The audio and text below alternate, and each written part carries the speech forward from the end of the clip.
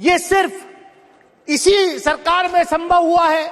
मैं बधाई देना चाहता हूं प्रधानमंत्री आदरणीय नरेंद्र मोदी जी को कि वो इतने लकी प्रधानमंत्री हैं कि पिछले प्रधानमंत्रियों के डाले हुए दाने, बोए हुए बीज की फसल काटने का मौका आज उनको मिल रहा है।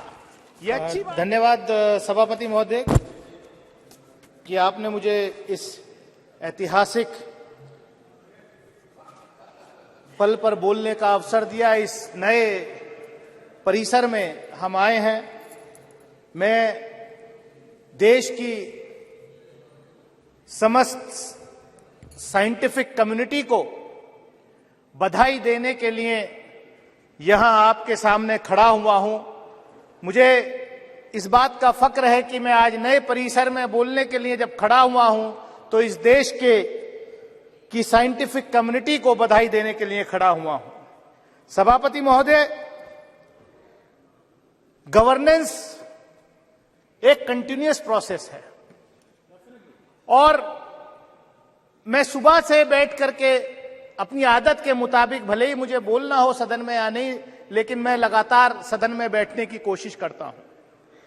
लेकिन मुझे आज अफसोस हुआ जब इस बधाई संदेश में भी शुरुआत यहां राजनीति से हो गई।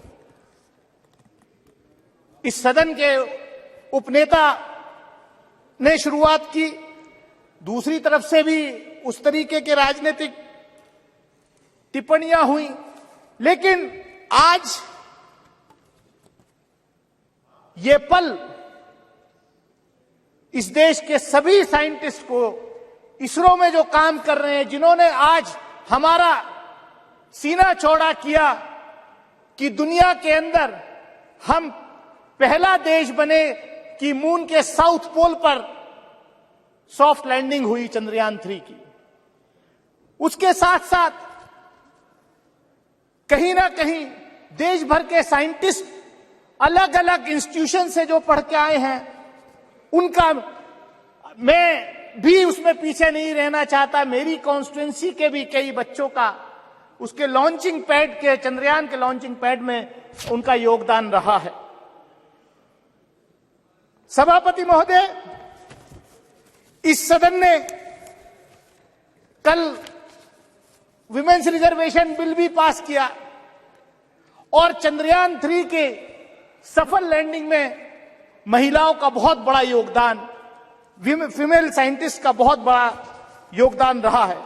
मैं पढ़ रहा था कि किस तरीके से तमिलनाडु की एक बहन फातिमा शाजी, जो इस प्रोजेक्ट में जिसका बहुत बड़ा योगदान है, कितने गरीब परिवार से आती थी और ये इसलिए संभव हुआ कि हमारे देश के पहले प्रधानमंत्री से लेकर के मौजूदा प्रधानमंत्री तक कंटिन्यूअस इस क्षेत्र में इसरो को बढ़ावा देने में जो है कहीं पीछे नहीं रहे। पंडित जवाहरलाल नेहरू इस देश के पहले प्रधानमंत्री, उनके साथ जो शिक्षा मंत्री मौलाना अबुल कलाम आजाद थे, उनके जमाने में उन्होंने जो आईआईटी वगैरह जो बड़े इंस्टीट्यूशंस खोले, उसका आज नतीजा हम ये देख रहे हैं। लेकिन यहां पर जो बात हो रही है कि ये सिर्फ इसी सरकार में संभव हुआ है। मैं बधाई देना चाहता हूं प्रधानमंत्री आदरणीय नरेंद्र मोदी जी को कि वो इतने लकी प्रधानमंत्री हैं कि पिछले प्रधानमंत्रियों के डाले हुए दाने, बोए हुए बीज की फसल काटने का मौका आज उनको मिल रहा है। ये अच्छी बात है।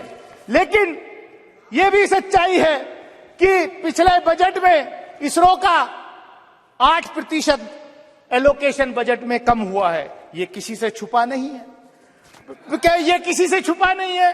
और हमने देखा पिछले दिनों सभापति महोदय, इस सरकार में जिस तरीके के अपॉइंटमेंट्स हो रहे हैं, और मैं कंक्लूड कर रहा हूं, जिसमें कुछ ज्यादा है भी नहीं, मैं कंक्लूड कर रहा हूं। हमने देखा कि पिछले दिनों मंडी के आईआईटी के एक डायरेक्टर का वीडियो वायरल हुआ कि ये जो हिमाचल प्रदेश में जो बाढ़ फ्लड आया है, यहां जो भूस्खलन हुआ है, ये इसलिए हुआ है मतलब आईआईटी का डायरेक्टर ये सरकार कैसे अपॉइंटमेंट कर रही है कि वो कह रहे हैं कि क्योंकि ये लोगों ने यहां नॉन वेजिटेरियन इस देश में खाना शुरू कर दिया है इसलिए जो है ये सब आपदा आ रही है। कैसी अनसाइंटिफिक बात लोग कर रहे हैं और ऐसे लोगों के खिलाफ कोई कार्रवाई नहीं हो रही। मैं सभापति महोदय मैं इतना ही कहूंगा कि जो साइंटिफिक कम्युनिटी है हमारे देश की उसको हमें जो है बढ़ावा देना चाहिए। मैं देखा हम डिफेंस कमेटी के रूप में हम डीआरडीओ में गए के साइंटिस्ट से मिले थे। 4 साल तक उनका प्रमोशन जो है वो रोका हो गया था। हमने सवाल किया, खैर अब वो प्रमोशन जो है हो रहा है। तो मैं इतना ही कहूंगा कि यहाँ पर मैं कंक्लूड कर रहा हूं, पोखरण के टेस्ट की बात हुई। 1974 में न्यूक्लियर का टेस्ट हुआ, बाद में वाजपेयी जी के नेतृत्व में भी वो पोखरण 2 हुआ, लेकिन पोखरण 2 की तैयारी नरसिम्हा राव जी के जमाने में हो गई थी। मैं रिकॉर्ड पे कह सकता हूं कि देवेगौड़ा जी जब प्रधानमंत्री थे फाइल आई थी उनके पास, लेकिन उनको एडवाइस किया गया नहीं साहब